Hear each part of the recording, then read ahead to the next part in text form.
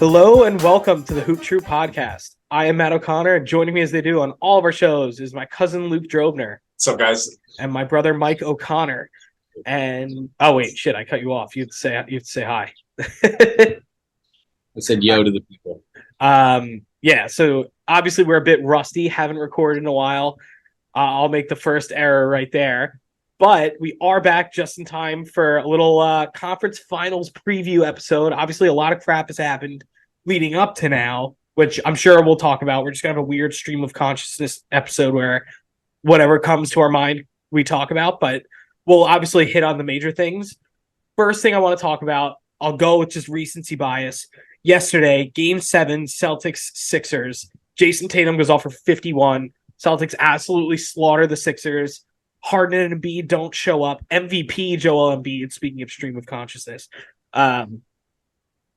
Takeaways. What do you guys think going into the conference finals for these Celtics?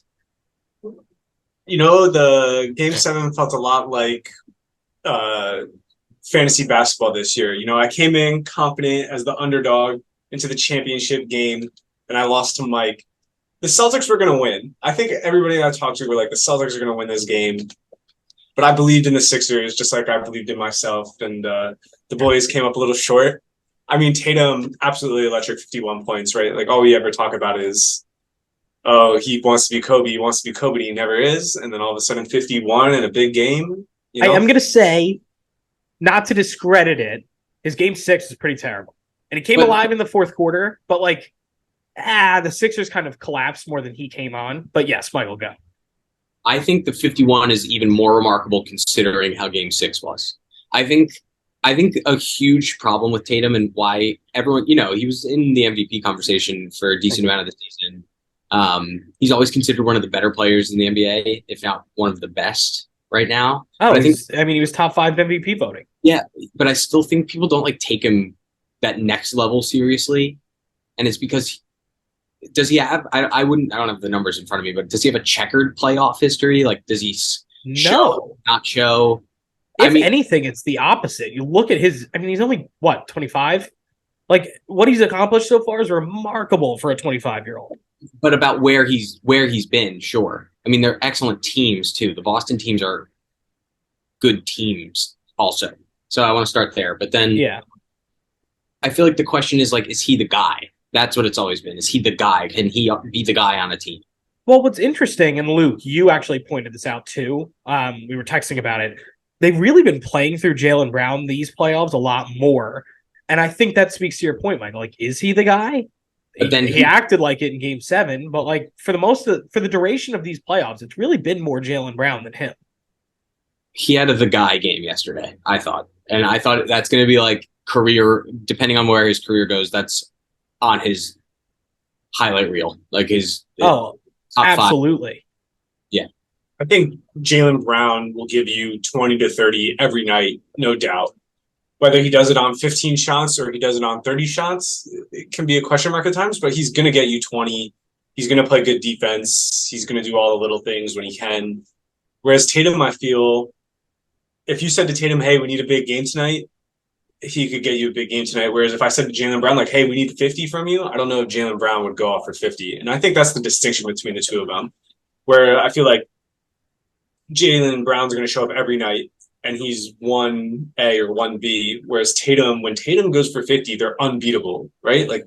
And so I think the playoffs has kind of been more of now we're starting to see it's 1A, 1B rather than 1 and 2. And you see that with other great teams. I know here we are talking about the Celtics, but even the Nuggets, sometimes it's Jokic's night to have 50. Sometimes it's Michael Porter Jr. Sometimes it's Jamal Murray. So there's a combination. And like you said, all these Boston teams are so great, but I really feel that Tatum is easily the best player on these teams because there's a switch, right? If he wants it, it's his. If he doesn't want it, the other guys pick it up. So I think there's something I want to add to that because I think you're entirely right where Jaylen Brown is very much the consistent piece of their team.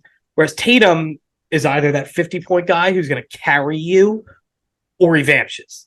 And it's a lot. It feels a little and I don't know how he jumps from this view in my mind, where it's almost like how I viewed James Harden, where he is so unstoppable and dominant, but in big moments, he has disappeared. Harden has disappeared throughout his career in the playoffs. Tatum's kind of done the same thing where, yeah, he has some highs, but a lot of times he does kind of disappear like that. This game 6 being one of them. And then he obviously responded, which is a testament to how great he is. But like, you look at some of these other major top 5 stars who game in, game out are going to give you great performances where, so that's why I think the issue with Tatum in that like top 5 best player in the world type conversation is the consistency. If he's doing this regularly, I think it's without a doubt. No one would have an issue saying that. The problem is he'll get you 12 points one night and it's like, oh God, like, dude. But again, not to Luke brought up our fantasy, so I'll keep talking about it. He was our first. He was our first pick this year in fantasy, and I got to watch him more closely than I've ever watched him all year. He averaged like 36 and 6 or something. Like he is pretty incredible, consistent. That to me speaks to consistency in the regular season. So we'll start there. Sure. 39 and 5. 39 and 5. Insane. That's insane. Yeah, it's unbelievable. I'm not saying like I think he is. Yeah, he's absolutely in the top 5-10 players in the NBA for sure. And when he has like the 12-point game, I make the argument that he's making an impact other places. Like I still think you need him on the court. The Celtics last year in their finals run were known for their defense. They weren't known for the offense. And a lot of that is that he's so versatile and can guard a lot of different people. I mean, Jaylen Brown is the same way. But Smart. I think the impact that he has when he has a 12-point game, he can facilitate. I mean, 5 assists a game is still something. So, especially for a score first forward. And now the playoffs reveals this next level of things. And that's when do you turn your Kobe on? And he turned his Kobe on yesterday. And I think that's looking at his game logs very quickly for this Philadelphia series, there's really only one game where you can say he had a bad game, and he still scored 19 points, 9 rebounds, 6 assists. He played 19 minutes and he shot 1 for 7, but they won by 34. So I'm not really sure how much that really counts. Yeah, you can't. I feel like you can't read into that, but yes. No, I'm more looking at his body of work like in past playoffs, and I do think he's absolutely taking strides. I mean, look, they made the finals last year, and like he had flaws in that series, but like clearly he's addressed them. So like I do think it is that growth. And like how many 25-year-olds win a championship as the best player on a team? None. Realistically, none. Giannis. Was he even 25? He was 26 when he won. So like we're in uncharted territory of having a guy this young be this good and leading a team like this. So, and like obviously we get into the whole like what if LeBron had a better team? Sure, whatever.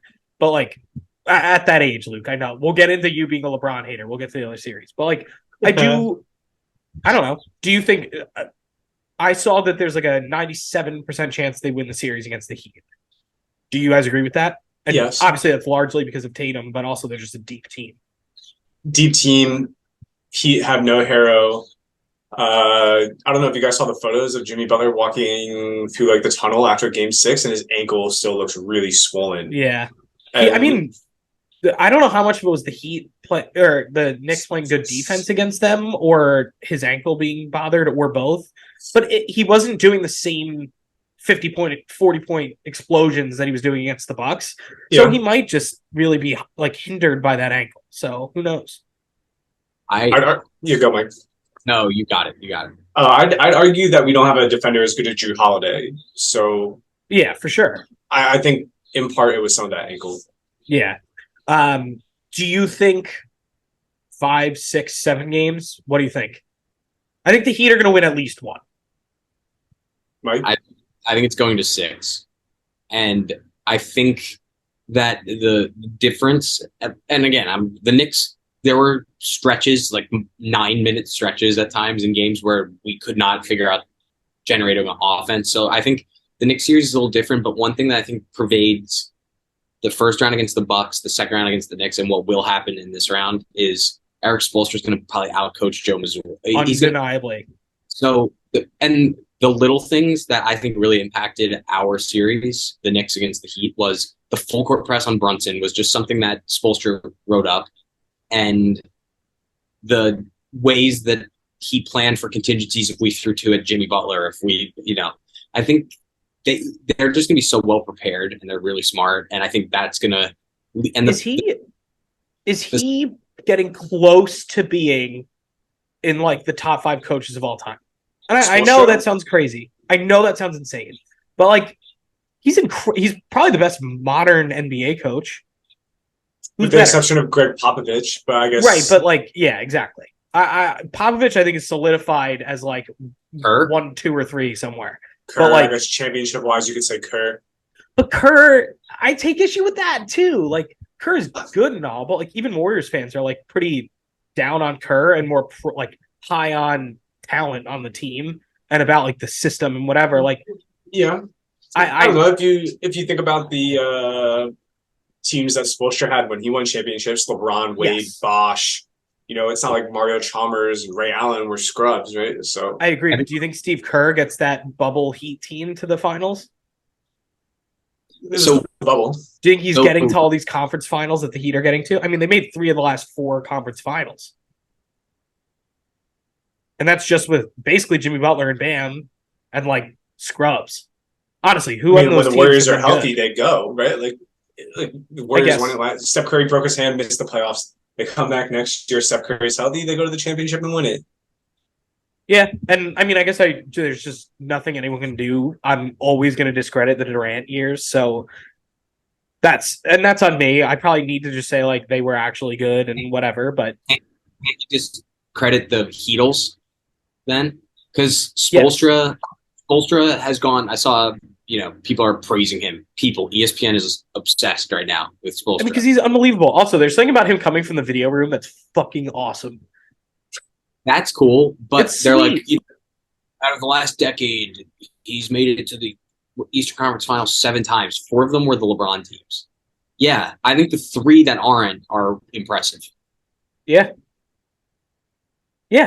Does he make the playoffs when he doesn't have a superstar, right? Because like Nick Nurse, when he has a good roster, makes the playoffs, but without Kawhi, they're really not much.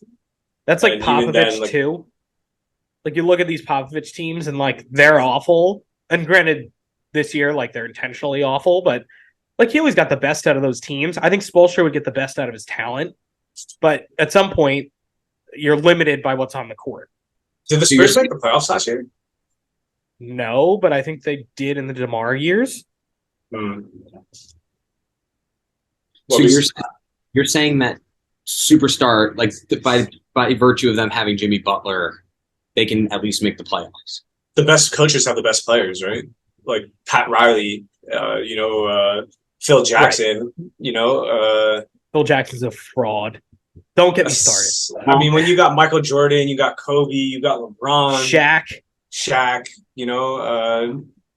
It makes it easy on you. Yeah. So, long-winded way of saying, I think they're sorry. I think they're going to steal 1 for sure, and then probably 2 because they're going to double Tatum and they're going to fluster them a couple times. And there's going to be a game or 2 when Horford misses every 3 he takes, Brogdon misses everything. Derek White's become like unplayable also. So there's a lot of different weird things going on that I think down the stretch the Celtics can collapse against a well-coached team.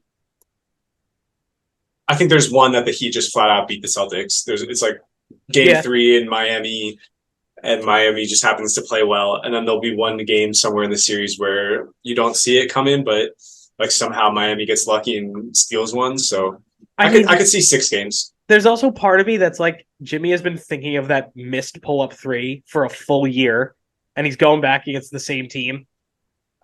Would it shock you if he just started going off and they pulled it off? I'd hate it because I'm actively rooting against them after that garbage Knicks series. When you think, which I don't want to get into right now, but you think about the Bucks and they throw Drew Holiday on Jimmy, and you can switch Drew Holiday onto some other guy through screening actions, yada yada yada, right? And you can get Jimmy a look, or Jimmy can just go attack Drew Holiday. But when you think about the Celtics, like Marcus Smart, Jaylen Brown, Jason Tatum can all guard Jimmy Butler on the perimeter, right? And then and Al Horford with enough help is competent.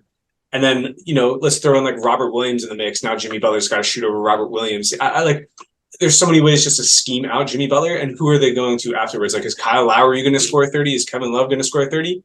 Don't get me wrong, they've been good. They look good in the Knicks series, but Now, actually, I think that's a huge indictment on Mike Budenholzer, which obviously he got fired. But like the same way you just listed off how they could scheme ways to the Celtics scheme ways to defend Jimmy Butler, the Bucks are pretty versatile too. I mean, their team, they had a lot of guys they could throw at him. They didn't change it at all. And yes, you have Drew, who's like arguably the best perimeter defender in the NBA. So like I get putting him on him, but like they didn't change it up at all. There were no adjustments. There was no nothing. You didn't even try and like throw him off his game by like switching it up. So the like Bucks series is so tough. Giannis misses 2 games. He's scared to take the game-winning free throws. Yes. In a series when the Bucks are up and they're confident, I think Giannis drills all those free throws in that critical game and they take that series. But the Bucks are in a weird spot right now. Again, stream of consciousness, not to be going off on so many tangents, but they have. I think it's a good time for them to move on from Budenholzer. Obviously, I think they can be more creative with their coaching. And there are candidates out there, Nick Nurse, Monty Williams, right? Like the coaching carousel this year is crazy. So. It's nuts this year. It's absolutely insane this year. And that doesn't even get with like Ime Udoka going to the Rockets. Like so many of these like, and now I'll air quote good head coaches because Udoka like is a weirdo.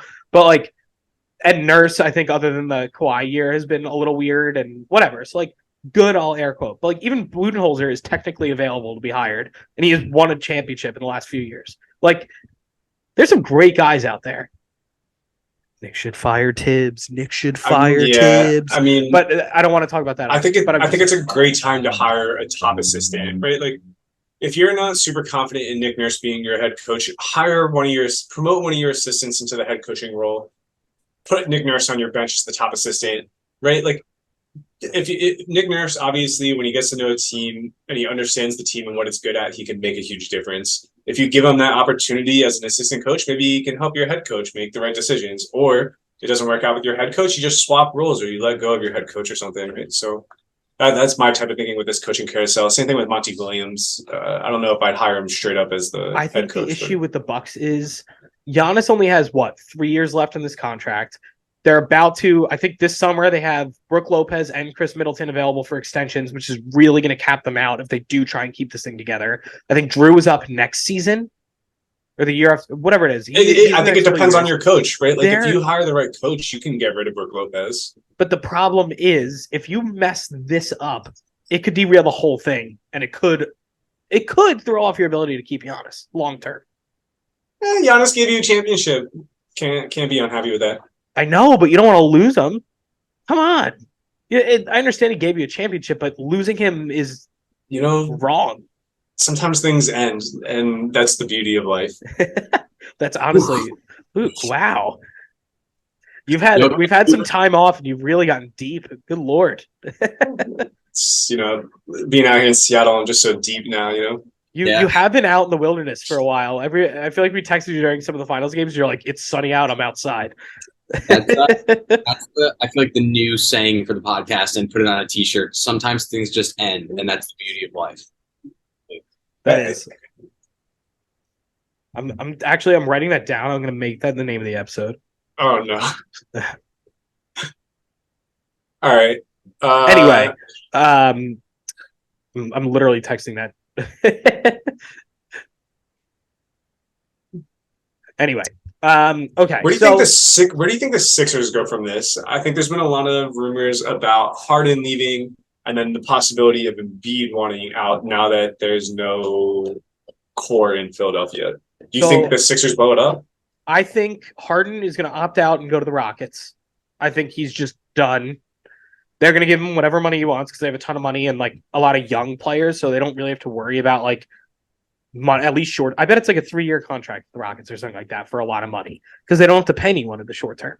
Then maybe they go and try and get a second guy that'll come in and play next to him to like beef it up. But like, yeah, they're okay with that. Harden's okay with not winning. I'm convinced he's going to act like I want to go somewhere I can compete. But like, no, you don't. You want to go back to Houston where you're comfortable. Harden looks terrible in Game 7. I won't lie. Oh yeah, he was awful. But he did look good in the beginning of the series. That really disappointed me. He came out with no energy. Yes, and so I mean, but so did Embiid. Embiid played like shit too. That's Harden didn't get him the ball, which Harden legitimately was awful, like intentionally bad almost, I feel. Whereas Embiid was just bad. That was such a bummer because I really thought this was like going to be Harden's, even if they lost in the conference final, like his imprint on his career. Like I understand he has an MVP and had those crazy scoring years, but this was going to be like, wow, there's a difference. Like the postseason just feels so different, and it means more. And obviously, I'm stating the obvious, but like there's something for a true basketball fan too, for how you Definitely stack up these people legacy wise and history wise, where Harden needed this, and I don't know. More disappointing than anything. Like I don't think he thinks. It's just they're also a Chris Paul injury away from being the Warriors. Like that Rockets team was in the driver's seat before Chris Paul got hurt. Yeah, they also missed like 27 straight threes or something. Yeah, but again, this gets to what I was saying about Tatum before, and I know I compared him to Harden, but like Harden has vanished pretty much every year in the playoffs, and like here we are again. It is an energy thing. He had a couple good performances, but like I don't know. Maybe is he hurt a little bit? I know a lot of that Sixers team is dinged up a bit, but I think he was just outright bad. Go for it. Luke. Start with Luke and then we'll go to Matthew. Assume Harden's gone. The more you read, and I mean, the more I read on Twitter is where I'm getting this. It seems like Embiid is pretty content staying in Philly. So what's the ideal team? We're talking about like building teams around people and like complementary pieces. I can't tell what Embiid needs because he's such a weird player. He's so peculiar. So I think you need someone who can play fast with your smaller guys. When you think about like some of the roster they have currently, PJ Tucker, Tobias Harris, Tyrese Maxey, those guys play fast. Like every time I feel like Maxey and Tobias Harris rip down a rebound or someone else does, they're out and running, and that's great. But like Embiid plays so brutally slow. He's the last one down the court every single play, every single transition opportunity.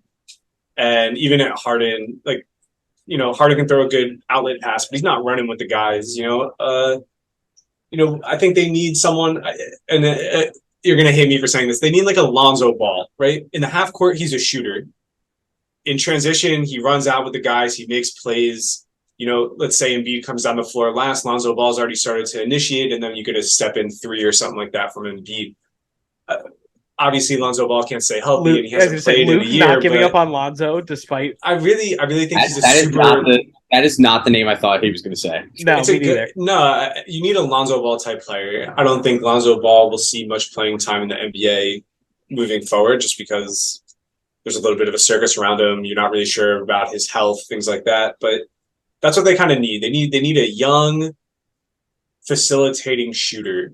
A really strong wing. I don't think they need a true point guard because you have so much playmaking with Maxey and Harris. I think both of them can do a little on ball. But I don't see either of them as a true point guard. So I think you're looking for someone like 6'4" to 6'7" who kind of plays that point guard spot, shoots a high percentage from three. I agree with Luke, and I compare it to the way the Bucks built around Giannis. You have a very strong interior player who can play on the outside, but you'd much rather him play inside. You can run, you don't have to. He's a good defensive player, but you really, I think, are looking for the Drew Holiday type, who's not like a traditional point guard, very defensive focused, and then the Chris Middleton wing, who's really going to be not the focal point of your offense, but like carrying the offensive burden in a lot of situations. I think the difference between Giannis and Embiid is that Embiid can be that bucket getter. You're not seeing Giannis take like tough ball away, step back, mid-range jump shots, but Embiid is so happy to do that, right? And so I think they just need shooters and playmakers and defenders. I think they have to get rid of Tobias Harris. I honestly think like he doesn't quite fit the mold because they signed him for that big contract. He's eating a ton of the cap, and he's not really producing on that level. And so I think you would rather use that money a little more wisely. I do think them losing Harden, obviously losing it for nothing is a problem, but that's what's about to happen. I think that stinks. So losing Harden is bad, but also good because then I think Maxey's a much better complementary player in a larger role next to Embiid than the way they were letting Harden dribble. So I think they need to. I think moving on from Harden and really shifting focus to getting complementary pieces around Embiid, similar to how they did with the Bucks did with Giannis. And then, not that it's the same thing at all, because Jokic is a breed of his own, but the way Denver really just like was like, all right, this guy's our rock. We're gonna build around. Like they have to truly just be like, what works around Embiid. Let's say Harden's really sad on going back to Houston. Would you take role players from Houston? Would you take some of the younger guys? If you did like a sign and trade, I mean, like you get like two firsts, Jayshawn Tate. I don't know who else they have on their roster. Like garbage. There's no other. I'm exaggerating, but Kevin Porter Jr. I don't know. That's a locker room cancer thing for me. Yeah. I mean, this has nothing to do with the sign and trade for Harden, but I feel like you're just describing if Embiid had Jamal Murray. Kind of. Jamal Murray would be perfect. Yeah, I mean, Tyrese Maxey can fit that mold a little bit. That's how I look at him. And that's what I think they need to do. Jamal Murray's another level. No? Maxey's only we in his haven't third seen year. Maxey at his full potential. Maxey's only in his third year. And so, like... He's had big games. How much longer has Jamal Murray been? Jamal Murray's in his like 8th year. He was on the teams with Booker at Kentucky. He's been in the NBA for a while. He was a one and done. He's 26 years old. He was the 7th pick in 2016, so he's been in the league for 7 years. Is he the Tatum draft? I think he was the Tatum draft. 2016 was the Tatum draft, I think, yeah. He's really good. I'm doing a too early prediction that Jamal Murray makes an all-star in the next 2 years. He's definitely a fringe all-star. I don't think he's a perennial all-star, but excuse me. It was the Jaylen Brown, Ben Simmons draft. So he's been in it for a long time. Ben Simmons, Brandon Ingram, Jaylen Brown in a beautiful pick at number 4, Dragan Bender. Yep. Oh. Yeah, it's interesting. I don't know where the Sixers go, but I think Doc is fired for sure. Yeah. Although Game 7, good time to do it. I don't overly blame Game 7 on him, but like he's got to go. Like it's not working. There's some bad juju. I think they need a little bit of. If they move on from a coach and a superstar, I think they can get a good restart with Embiid. I think Monty Williams is a good fit there too. I know we said it for the Bucks, but like, I think if they really are going for a fresh start, you move on from Harden, you bring in Monty Williams. I think you could do something good there. Promote Sam Cassell. Sam Cassell's their assistant coach, right? Is he still there? I honestly lost track. He bounced around. Wasn't he in? He was in Portland for a while, but I don't know. Yeah, but these head coaches who just got fired, I'm not sure I'm going to hire them again as a head coach, but top assistant type thing, like Kenny Atkinson on the Warriors. I think about it like that. Oh yeah. All right. So we talked about Philly. We talked about Boston. We talked about the Heat. Let's go west before devolving into like, I know we're talking coaching and whatever, but I want to hit on some of the Western Conference teams. We talked a little about the Suns firing Monty Williams. They also lost in 6 pretty pathetically, other than Devin Booker playing, honestly, some of the best playoff basketball I think I've ever seen. He was shooting like 80% from the field, putting up like 40 plus. It was insane. He and Durant were playing great. Everyone else on the team sucked, and they lost in 6 to Denver. I don't want to take away from Denver because Denver looked like a juggernaut. Absolutely masterclass from Jokic. Yes, and I don't want to take away from that. But like, what the hell do the Suns do now? Chris Paul is owed a ton of money this year, and I think they have until like the end of June to pick up his player option or team option. And I think half of that then becomes guaranteed if they don't. But like, Chris Paul's probably getting traded. Ayton, you got to get rid of after that performance. Good God. And then I think they only have like 3 or 4 guaranteed contracts. I feel Ayton's a lot like Harden. He just like, you want to see a guy come out and really want it. And I think he came out in some of those games and just was like, he didn't really want it. And that's okay. He needs a fresh start.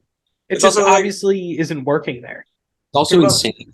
They should have I know it's like hindsight is 2020, but I feel like everybody kind of thought it. I know we did. I'm fairly certain that why did they match the Pacers? Just the Pacers. So you couldn't let them walk for nothing. Signing trade for Turner would have been better. Right. Yeah, it's all pretty bad. But now I think Ishbia comes in. He's already fired your head coach. He's going to make other drastic changes. Like, he just traded for a superstar. He fires the head coach. He's going to make other drastic changes to this roster. So it's like his. Yeah, I think they're going to trade Ayton for pieces, and I think they're going to trade Chris Paul, and they're going to attach some stuff to it to get The rid of problem him. is they don't have much to attach now. So it's going to be weird to see what that trade looks like.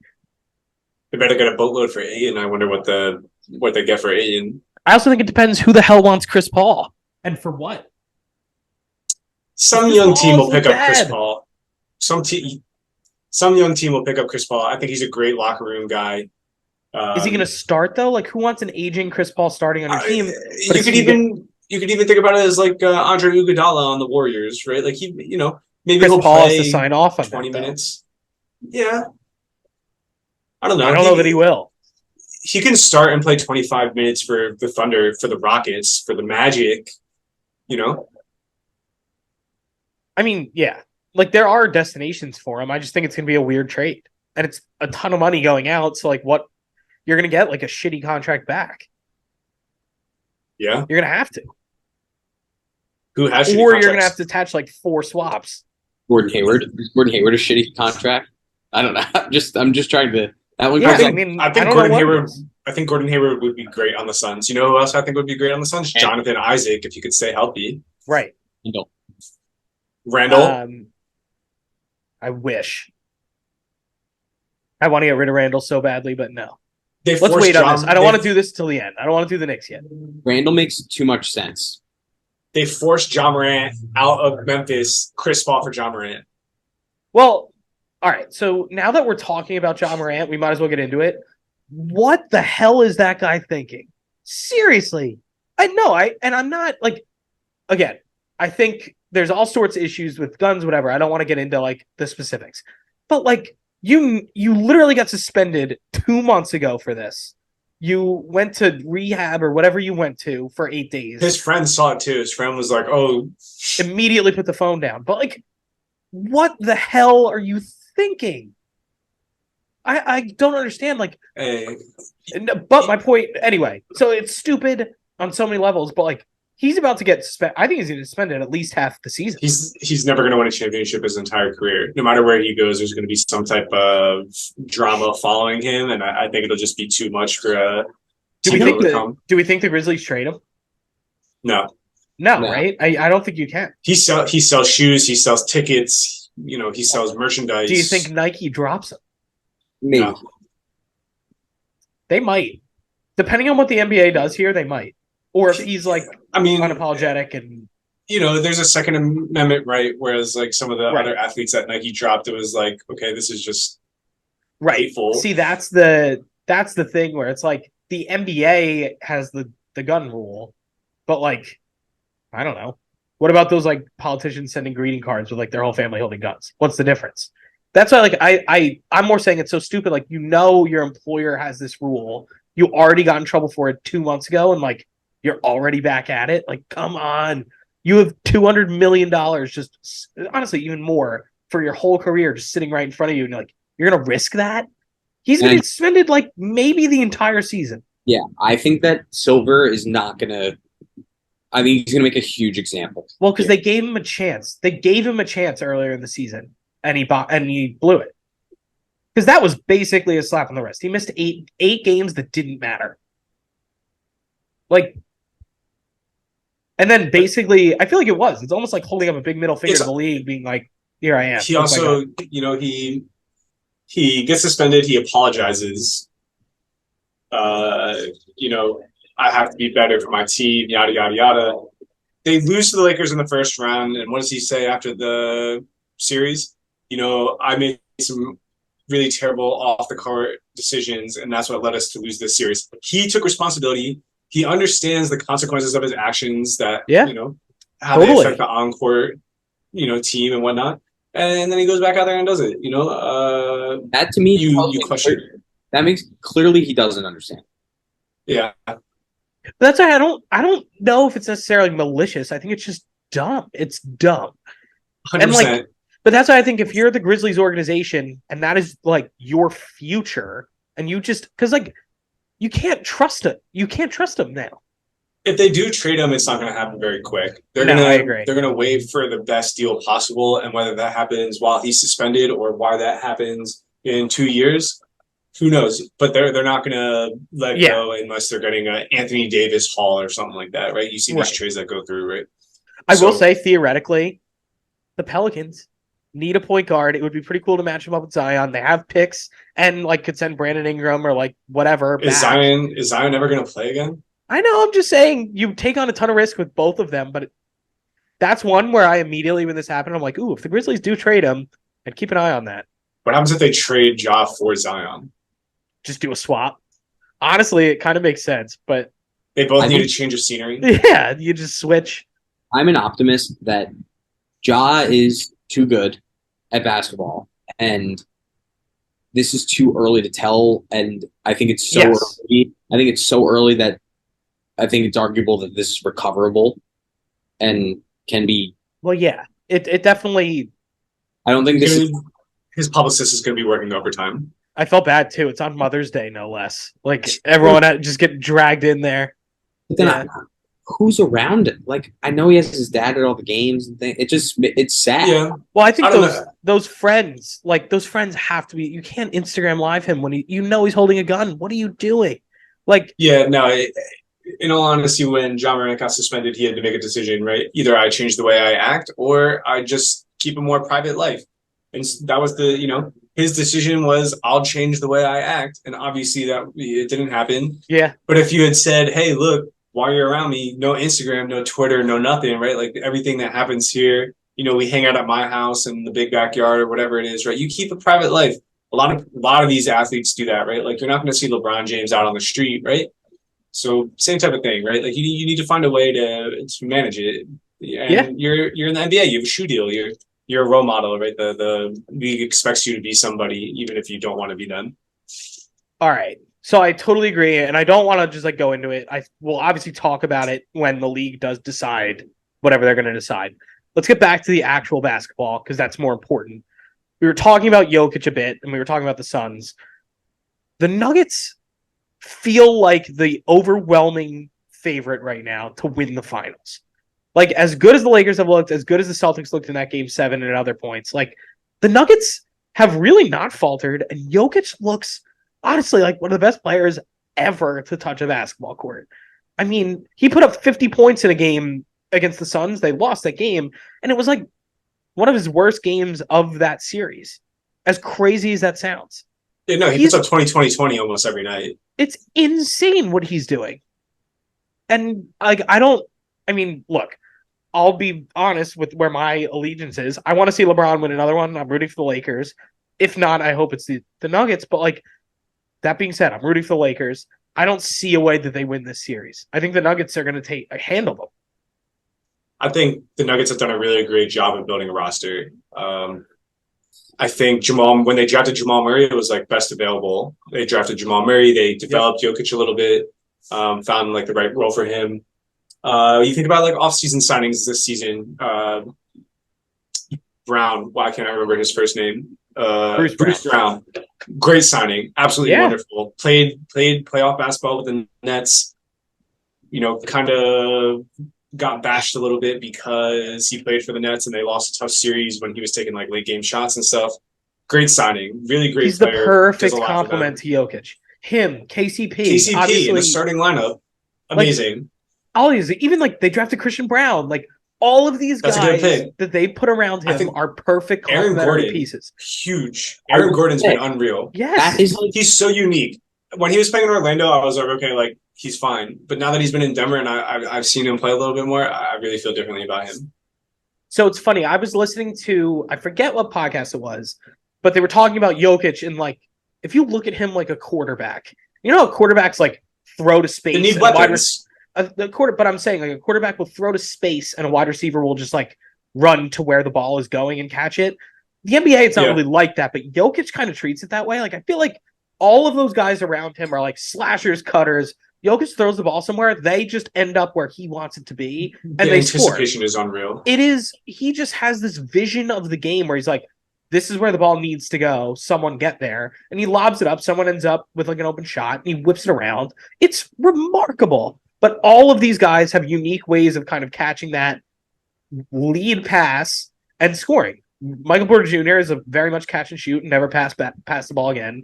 Jamal Murray will be like a lot of dribble handoffs and cuts and like whatever. They can all do it all. I think that's the important part. Like Except for Michael Porter Jr. He doesn't freaking pass. If they asked him to pass, he could. He is a black hole, Luke. Even Mike's agreeing with me. Luke, how are you not saying he can't pass the ball? He doesn't pass the ball. Don't get me wrong. Michael Porter Jr. is a liability and an issue on any other team. Like that game 5 shot. He's not getting exposed for kind of how I think bad of a teammate he is.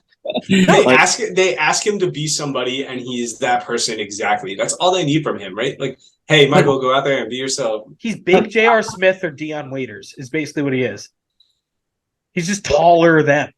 Yeah. He checks and J.R. I'll say even better. I honestly think Dion Waiters is probably the better comparison there. Like, all he does, anytime he catches the ball, he's shooting. It's crazy. That game 5 shot where he's like in transition and they're like about to come back.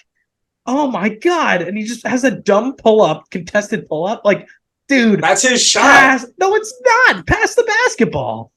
I'm shocked he doesn't get in more trouble for some of the stuff he does. This is the most Nuggets I've ever watched this whole postseason. I'm shocked Malone doesn't yank him and say, like, dude, you're breaking up our flow. Like, you have this big octopus at the free throw line, like dishing the ball and like making magic happen, and then Michael Porter Jr. just ruins it. He gets it. He's like, it's my time to shine. He's 6'10". He has a beautiful jump shot, and he can get it off on awkward angles, off balance, over pretty much anybody. I agree, but he chucks. He honestly he's supposed to chuck. I think he passes less than Kobe, Luke. No, they ask him to chuck. It's if you watch him in his limited time at Missouri, he does a very good job of sharing the ball. Well, when you obviously in high school, when he's the best player and the focal point, he obviously has to learn to share the ball on some level to be a successful basketball team. I can't wait for tomorrow. We're gonna watch that game, and like the Nuggets are obviously gonna focus on. He's gonna chuck. He's gonna chuck 15 shots at least. Anytime he gets the ball. Yeah, Michael, go. I play devil's advocate, so. Yeah, I think the Nuggets are the most well-constructed team over a long period of time. They've been growing together, off-season additions, the discipline, and then they have their rock. They have Jokic in the middle, unarguable. But I also think the next best constructed team is the one that got constructed right at the trade deadline.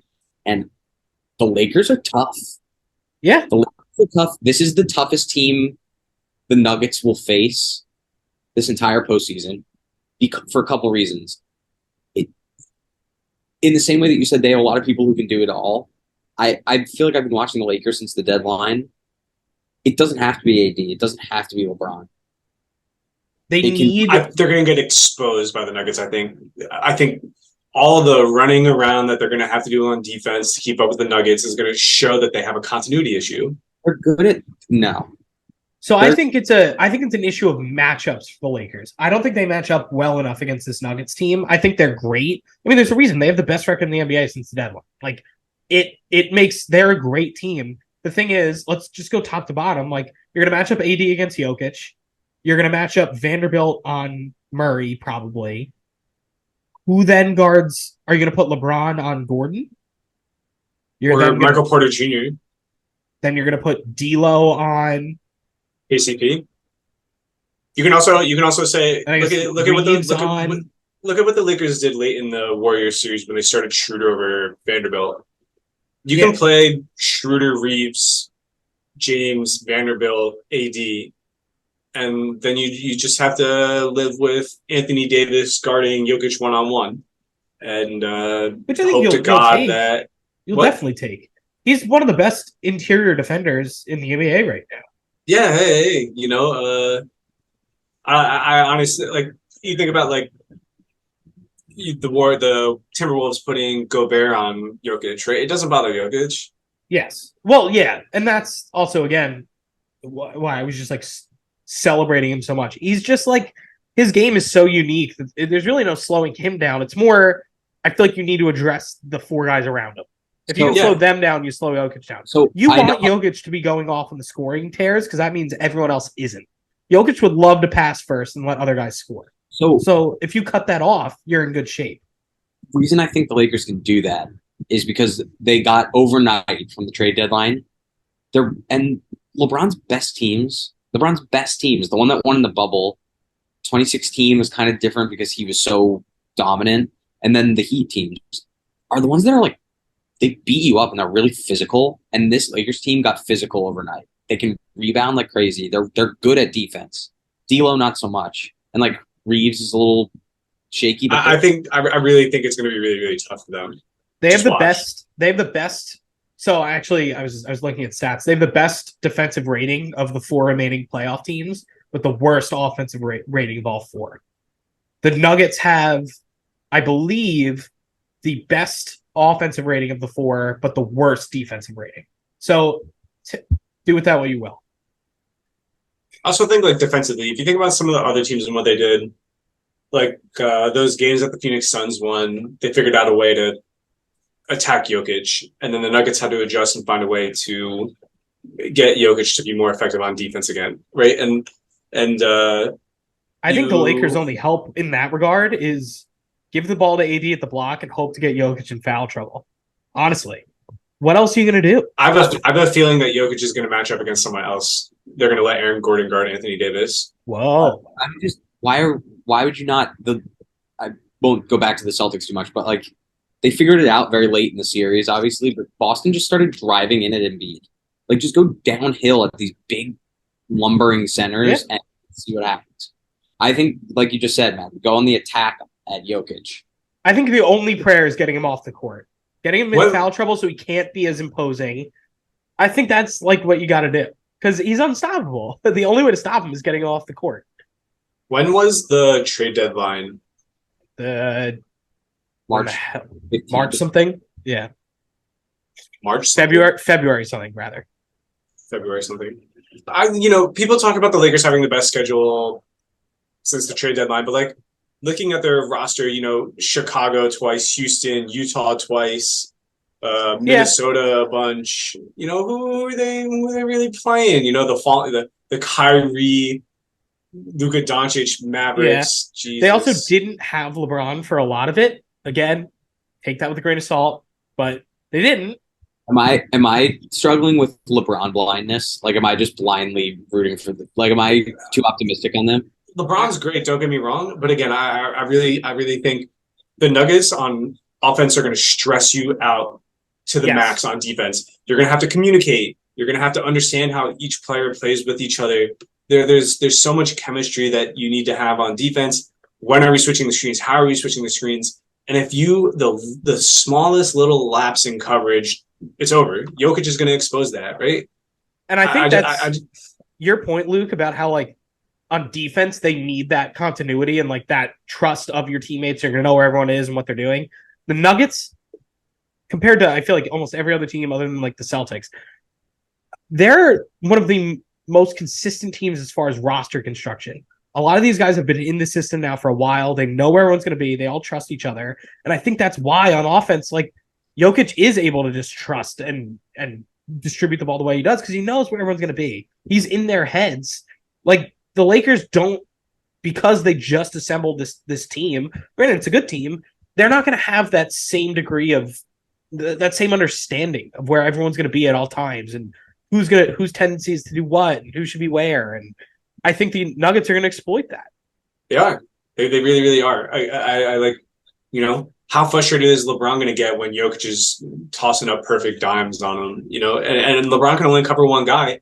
And I thought Kitty's comments on that were pretty funny. Did you see those after that? I think it was after the series about how it's just like, it is so infuriating when you're watching Jokic. Like, it doesn't make sense the ball goes. They know, right? Like, you can say, I know he's going to throw this pass. This is the best look that this play generates. And you can jump that pass. But as soon as you try and jump that pass or play defense on it, it goes somewhere else and a new look is generated.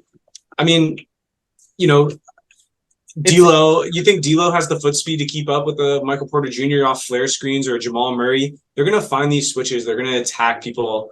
Even like Austin Reeves, I'm concerned about. Rui Hachimura, is he going to be playable? Are they going to have to resort to like Malik Beasley and Troy Brown? Do you want those guys on the floor? The Nuggets are going to find ways to force the Lakers to be somebody they don't want to be. Do you think this is going to be a sweep then? No. I don't think so, just because you think about like LeBron and I think it's The 6. way you can rally the troops. There's going to be a lot of adjustments. I think the Nuggets will go up quick, just like they did against the Suns. The Lakers will rally back a little bit, and then the Nuggets will close. I think it's Nuggets in 6, is my guess. And look, I would love to be proved wrong. I want the Lakers to win, but The I Lakers can't. the Lakers I are also flat out just think the Nuggets are winning the whole thing. They're the only team left in the playoffs that hasn't looked bad at some point during the playoffs. We'll see about this Lakers series, but I mean, everyone else at some point has clearly, like, even the Celtics at points during that Sixers series, I was like, this team doesn't look that good. if the Lakers can split the Denver games, I think that can, It definitely sets a tone. the game's in Denver. because Denver hasn't lost at home yet. I think if you can gut punch them and beat them in Denver within one of the first two, Yeah, I think there's maybe something you would think. I think there's something to be said there.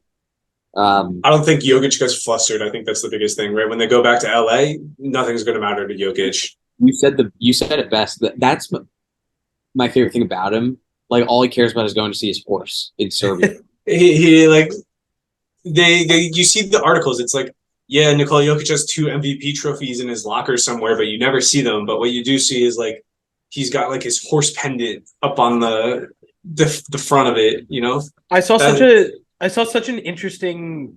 I think it was a tweet or something, but it was talking about him and like he is. I mean, he's won 2 MVPs. He is going to be one of the best NBA players who realistically, arguably, the best foreign basketball player of all time.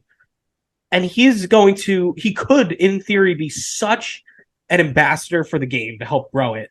When he's done, I don't think we will ever hear of or from Nikola Jokic ever again.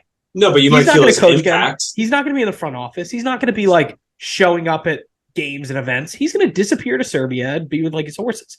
It's so interesting. Yeah, I think you'll feel his impact. I think it would be wrong to say that Nikola Jokic will just drop basketball like that. He just might not be doing basketball in the U.S. or no, and that made it seem like he doesn't care about like the future of the league. That's not how I meant it. I more meant like he's just like it's almost like Forrest Gump when he stops running in the movie. And he's like, "I'm tired. I think I'll go home now." And yeah, like, exactly. he's just done. Like I think he's just gonna be like, "All right, I'm going back to Serbia." Like I just, it's amazing. There's something about him that is so cool. I feel he's very much a modern Tim Duncan.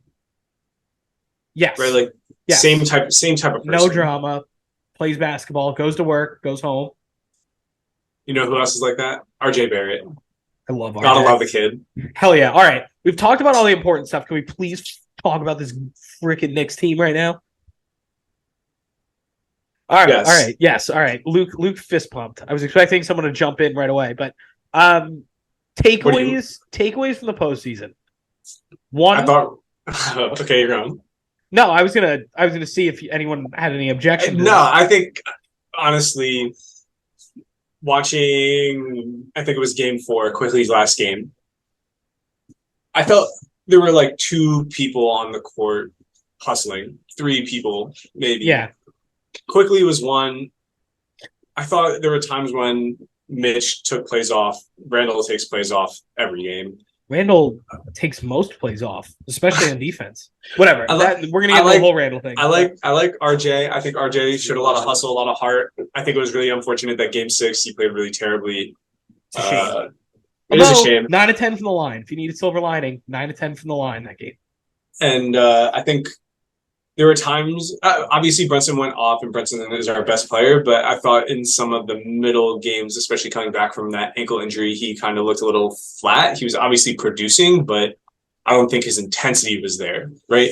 He was in there, he was scoring, he was doing everything he needed to do, but he wasn't elevating himself and other people to the playoff intensity like the Heat were. You know, like Jimmy Butler's out there really rallying the troops. Kyle Lowry's in it. Kevin Love's in it. Caleb Martin's locking up, right? Like, I didn't see that from the Knicks. And I think that's what lost us the series ultimately.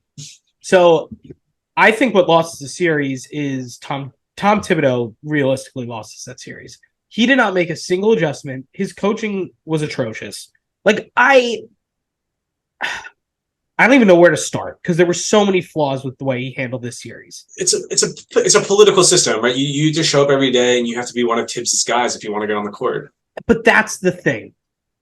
What got them there isn't what he was doing in the playoffs. Josh Hart had such a good first round that all he wanted to do was play Josh Hart 40 minutes a night. And like the Heat weren't guarding him. So they were collapsing it on Randall and Brunson and RJ. There was no room for them to do what they do best, and that's attack the rim, all because Tibbs had to play his guy. It was the same way he would play Alfred Payton all those years. And like he would just start guys he's like, this is my guy, and he does it. And it's like it's not productive for the team just because you're stubborn. Like Josh Hart should still play minutes and he has value. But like in this series, it should have been Grimes when he was healthy and back. It should have been Quickly playing more minutes. It should have been RJ. It should have been like all of these guys deserve more minutes. And like I think Quickly being out in game 6 really hurt us. Oh, we could use the offense off the bench. Well, because you didn't have that second guy to come in and like obviously Brunson and Grimes played all of game 5 and needed to. But then you didn't have that guy to give either of them a blow and still stretch the floor. And that was what we were missing. I'm still very hopeful about our team. We're still very young. When you think about guys that I personally want to retain, Brunson, Barrett, Grimes, Quickly. I'm in and out of Hart quickly. If Mitch learns to stop going on Twitter and saying he needs the ball more, happy to keep him. I will say, Hartenstein too. I like Hartenstein. I like Hartenstein. But that's the thing. And we still have a ton of picks, so there's so much to look forward to with this team. I like Obi too. I think if Obi was consistent, yes, but again, be very good. But you want to know why he's not consistent? Because for his whole career, he only plays 10 minutes a game. Because Tibbs freaking sucks. Like that's the other thing. Randall had games where he was like basically borderline unplayable in these playoffs. Yes, and like because Tibbs insists on playing him 38 minutes a night in the regular season, you don't know what it looks like to give Obi extended run with different cast members. And like it's something we have to experiment in the regular season. I honestly think that Tibbs has to go because, and look, I'm not saying we are equal to this team at all. It's very comparable to what the Warriors did, where Mark Jackson set a floor for them. He got those guys into a rhythm. He kind of set the system. He had to go. Steve Kerr comes in and elevates their ceiling. Tibbs set the floor. He limits your ceiling. He really does with the way he coaches. You have to bring someone in now who's going to build off of this floor and raise that ceiling. High floor of those ceiling. And I honestly, like, I know a lot of us and so many Knicks fans are calling to get rid of Randall. And personally, I would have him on the first train out of here if I could. I don't think that's the first move. I would almost rather you bring in a new coach who's like, all right, look, Randall, Tibbs was giving you a ton of like weird ISOs every game. We're not doing that shit anymore. You're going to play like Aaron Gordon from now on. You're going to be cutting. You're going to be slashing. You're going to be playing defense. Like, I'm tired of you doing this nonsense. And if you sulk and you pout, then you're going to sit. And we're going to play Obi more. So, like, they need to come in and have a guy adjust what's going on. Because we've enabled all of Randall's bad habits. And I think if you play to his strengths, he can still be valuable. But I think I wonder what Randall's strengths are. Yeah. And if it's like a post up and then like an in and out dribble and a tough contested 18-foot jump shot, I don't want that. But fine. But I think it's either trade him right now, which his value feels a little low, even though he just made the All NBA team. I think this is like the highest it would ever be. But he sucked in the playoffs. Like, I would say he's on a lot of like, don't trade for lists. I'm unsure if he's developed as a player and more just received more touches. If you think about where he's been in the past, didn't get a whole lot of playing time in the Lakers, moved on to the Pelicans, I think. Yeah. Yep. Right. And he played like that center power forward role next to Anthony Davis after Boogie Cousins. I still think he kind of plays that game. Yeah. And that's fine. But like, what is his position? Is he a small ball 5? Is he, is God forbid Tibbs experiment and let him play small ball. Like, that's why I think we should have been, for the 4 years he's been here, experimenting with these things to figure it out. But instead, Tibbs is being an asshole and only playing the game one way, the dinosaur way he wants to play it. I think I'm going to give Randall his one thing. He played 77 games and he was tough. So, like, I'll give him that. It was disappointing to see him in the playoffs, how bad. It was just so bad, and he has horrible habits. And I agree with Luke. I actually don't know what Randall's game is, We and got to what. figure out what Chunky's deal is. Yeah, I don't think he really has one. I don't, and I think he's really not right for a team that. And I was thinking about this for the Knicks. We've never had the benefit of understanding what being in the second round of the playoffs is. Honestly, it's been 10 years. Yeah. As far as roster construction and what's next, and Luke said the word, like, you can experiment with things during the regular season, because we've gotten to and you said the thing about the floor, Matthew. We've gotten to a level where we're like, okay, we're going to be in the playoffs. I think it's weird to be at a place where you're like, we need to prep a roster for that second round. Game 5, we're exhausted. We're getting schemed. Like, you have to keep Right. against people. Which is, We've never had that before. We've had like very rash, like, trade the team and get Cat, and now I really think no. I don't think want Cat. no, I don't want Cat either. I'm leading to my argument of I don't think this is the summer of the home run. I No. think summer of relative consistency with maybe fringe changes and maybe something from the top. Maybe it's tips. So I think I think we'll see tips next year. I think what you automatically do. Yeah, I know. I'm afraid to just sticking around. But I think what automatics are, Derrick Rose is as a team option this summer. I think realistically, it's like, goodbye, Derrick. Gone. Bye to your $15 million on the books. He's gone. Fournier's gone. We're Gone. going to trade Fournier. I can't imagine we keep him. But also, like, I don't necessarily think it'll just be a salary dump either. I think teams could use him. Like, you're going to tell me a team like the Suns wouldn't at least be curious. A team like the Lakers wouldn't be curious. A team's like there are teams that could use shooting around guys. Like, yes, I know his contract isn't great, but it's also not horrible. It's $18 million. It's not the worst thing in the world. When you think about the teams you just named, like the Suns and the Lakers, like, would they be willing to trade Fournier if they already have a Malik Beasley or a Landry Shamet? That's fair. But, like, for example, the Suns. Now, this is I don't really know. This is a bad construction here. But, like, even if you're the Suns, if you're looking to offload Chris Paul because he doesn't help you, would you think of some combination of, like, if and now I'm not saying this helps, but, like, Derrick Rose, Fournier, and, like, a couple second rounders for an aging Chris Paul who, like, actively hurts your team? Does Derrick Rose actively hurt their team? Who would you rather have? I don't know. your Derrick, team? at least Derrick Chris Rose Paul's for out there 15 competing. But Derrick Derrick Rose Rose doesn't even play. Yeah, but that's because the Knicks had to go younger. That was also because we weren't going to win anything. I think a team would play Derrick Rose if they were, like, all set on winning. I mean, Tibbs was playing him until we forced him to bench him because it just didn't make sense for us to be playing him. I don't know. Again, that's just a bad example, but I'm just like, in theory, I do think you could put these guys somewhere and they would work. That being said, Rose and Fournier alone clears some cap to get creative. It's $30 million. And yes, you're going to, like, Josh Hart is going to decline his player option. We're going to sign him for something. I personally don't think he's worth more than, like, $15 million a year because he can't shoot. So, like, he got exposed in these playoffs. Unless he can develop a jumper, which, like, I don't know how he's going to at 26 years old. But there was a part of the regular season when he was shooting a high percentage on low volume. He was, but that's why he's a great, like, regular season player.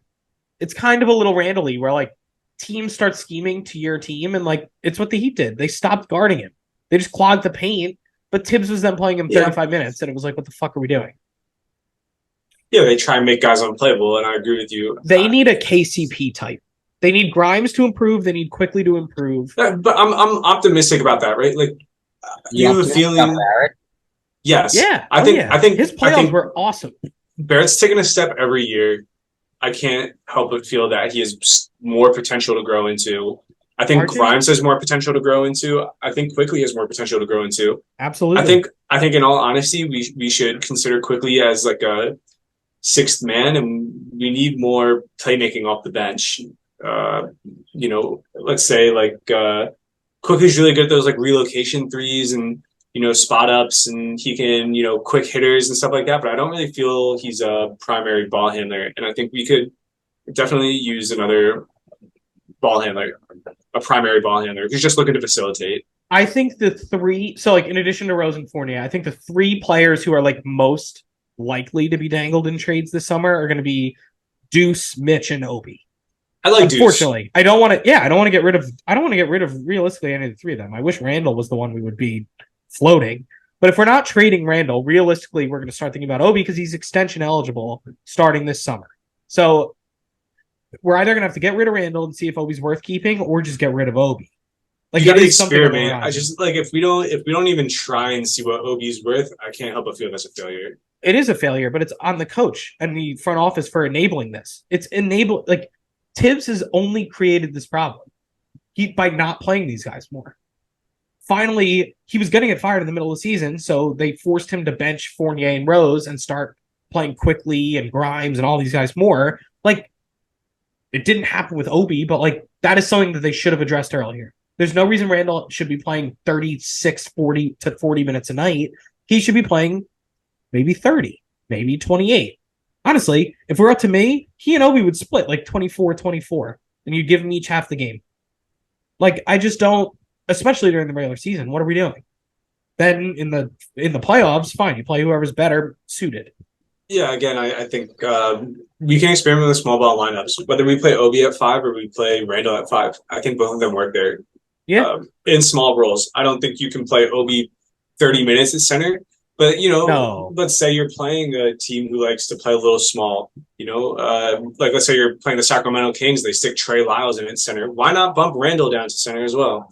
Yeah. No, believe me. I mean, I was even when they were playing against the Heat in that second round, like you could put Randall on Bam. Like it's 100%. It's not egregious to go small in that series. And like that's the thing. Like Tibbs never played with that during the regular season, and it came back to haunt you because you didn't know what could have theoretically worked in the postseason. And so that's what I mean by like, yeah, all right, he set the floor, but he caps your ceiling. He 100% limits you because you don't even know, like you can't even scratch the surface of what you're able to accomplish as a team. Yeah, I mean, I guess here we are talking about the high floor, low ceiling, and you have to think about like, thinking about the Knicks as a business. Dolan says it himself. He's like, this is a family business, and we'll continue to say that. It's just about churning out money. The Knicks making the first round and sometimes the second round is going to make bank. Anytime New York is in the playoffs, cash money. So, it's not about banger.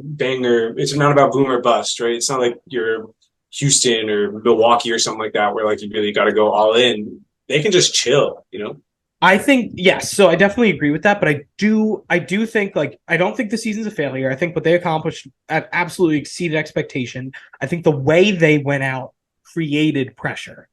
And so I don't think they need to rush into like any major moves, but they need to desperately address their shortcomings with like losing that Heat team the way they lost that Heat team where like Randall rolled over, Tibbs didn't change shit. Like that was the problem. We need to experiment. And I think you're right. It does start with the head coach. I think a lot of people are fed up with Tibbs and his unwillingness to just test out the waters in a regular season game. I think what they need him to do, and he'll never do it, but rather than get fired again, he needs to step down and become like a team consultant or something, like a defensive consultant, basically, and like come in, whatever, but like move on. It's time. Like we're not going to win with him as our head coach. Nor should we'll make the first round of the playoffs, which makes money. Yes, but you don't think that this team? Let's take this exact team.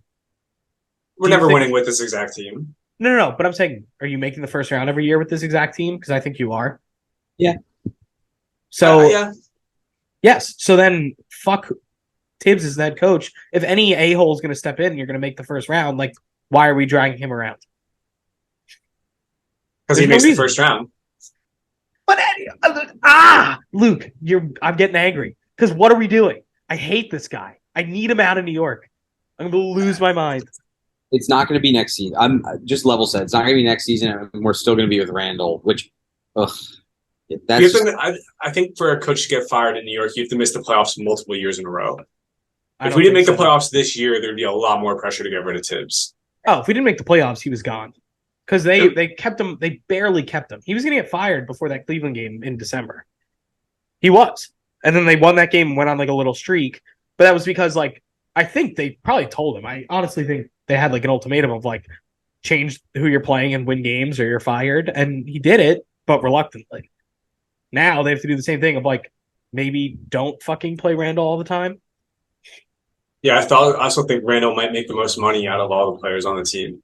Is that Which true? is Because his contract is actually pretty low. no, but when you think about like jersey sales, all NBA Yeah. teams, league revenue shares, things like that, he puts them on TV. Obviously, we're in New York, but Now I think it's great that we have Brunson. So I I think think Brunson's going that's to make the a huge other difference. that's the other layer in this. Is it's no longer Randall's team, it's Brunson's team.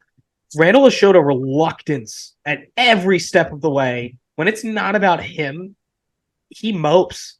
He really is like he drags his feet No, up and down the court. Like it's going to be a problem because next year, all the advertising, all everyone's going to be talking about is Jalen Brunson, Jalen Brunson, Jalen Brunson, RJ Barrett, RJ Barrett, RJ Barrett. Because that's what the playoffs were. It was the two of them. Randall is not going to like that.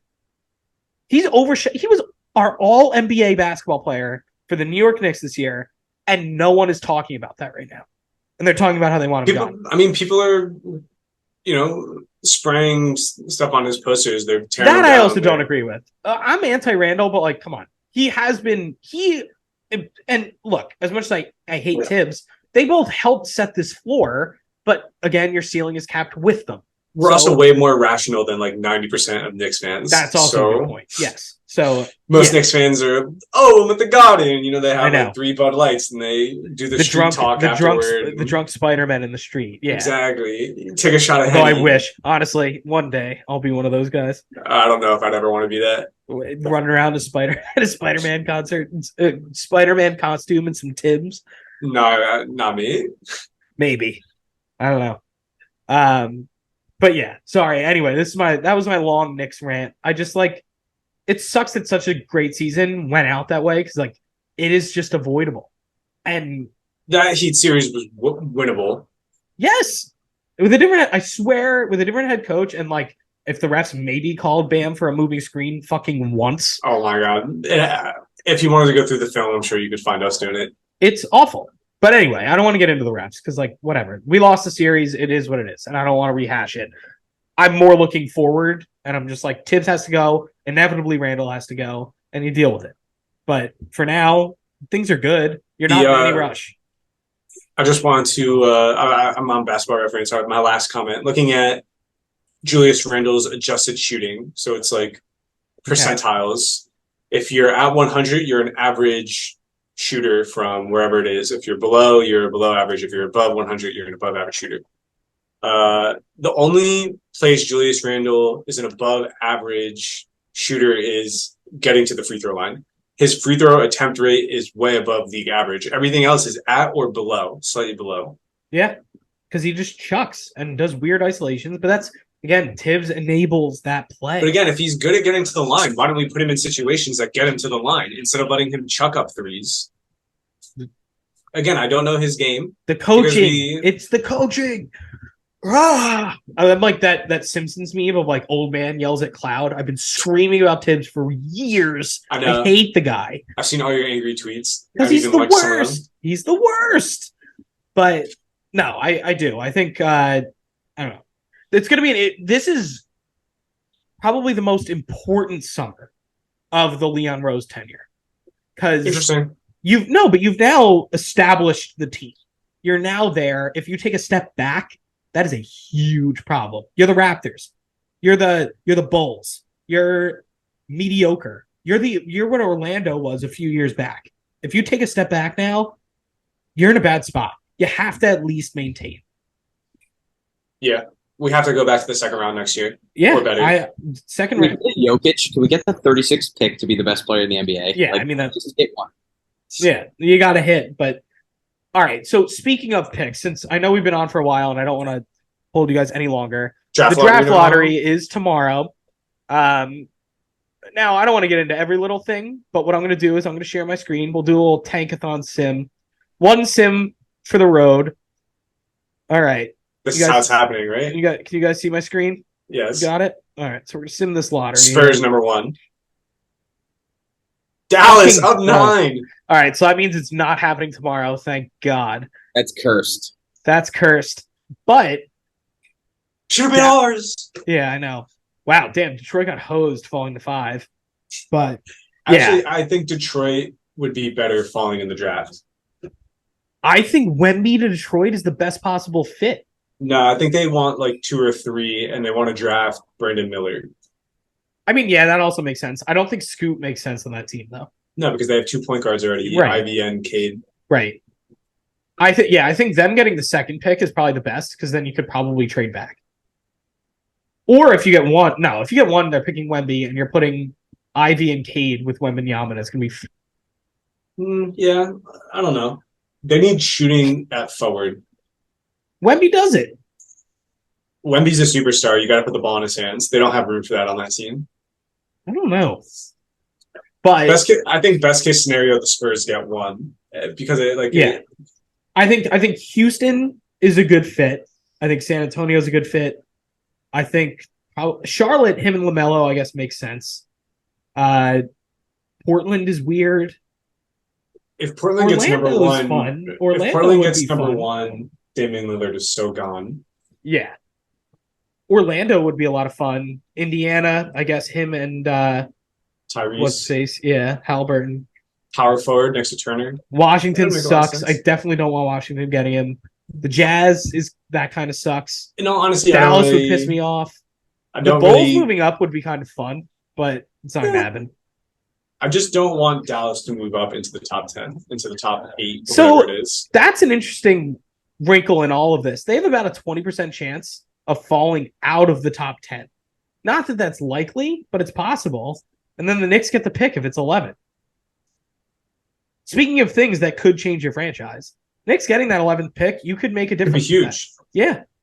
And now I'm not expecting it, but I am glad that I just wasted a sim where Dallas moved up because I now am convinced they're not. But all right. So we've been on for quite a while, so we can release our listeners now. Unless does anyone else have anything to add? I don't want to kill this before. I just want to keep our listeners here forever. I do. But we'll record more frequently now.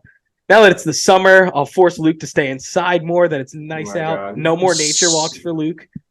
Usually I go out to the park, get some shots up, but I am sweating my ass off just sitting here, so I'm glad I didn't go play today. All right. I can work with that. But all right. So for those of you who have made it this far, thank you for tuning in. This is the Hoop Truth Podcast, and join us next time.